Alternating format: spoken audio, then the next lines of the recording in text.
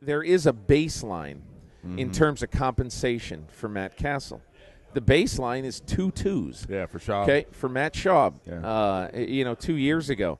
And you say, well, geez, Matt Schaub only started 4 games and was okay. Yeah. Matt Castle started 15 and was one of the best 10, 12 quarterbacks in football last year. That'd be why it's a baseline. Yeah.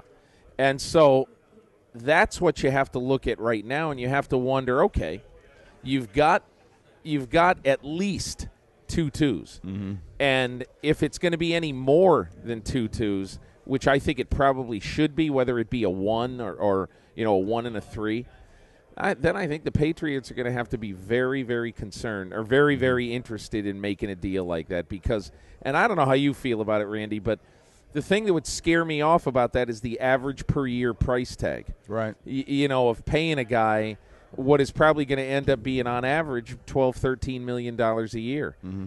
That, to get into Matt Castle for that, where he doesn't have his Patriot security blanket and Josh McDaniels and all that. And I'm not saying he can't do it, but I'm saying that people will wonder if he can do it.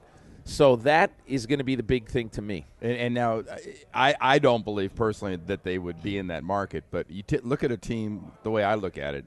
Look at a team like Detroit. Right. If they convince themselves, and we talked to Jim Schwartz, was it last week or so, about this, if they convince themselves quarterback is the thing they've got to have. Aren't you better served on paying a premium like that to a guy like Matt Castle rather than drafting a real unknown entity? Well, here's the question if I'm Jim Schwartz. Here's what I'm asking myself.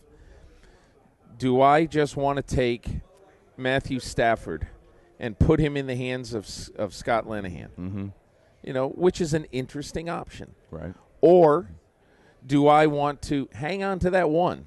Because I'm not trading the first pick. I'm not giving the Patriots the first pick of the draft and paying this guy this money. Right. But the question is, do you want to take that, or do you want to take Stafford and do something else with your, with the rest of your draft, or do you want to use that one and then trade your pick in the second round and maybe next year's one or something else? Mm-hmm. Thinking that there's no way you'll be that high in the draft next year. That's the big question to me. Right. And that's the question that needs to be answered over the next month because, hey, Jim Schwartz, Linehan, they're just starting to work together, Mm-hmm. and that's the thing that they have to ask themselves.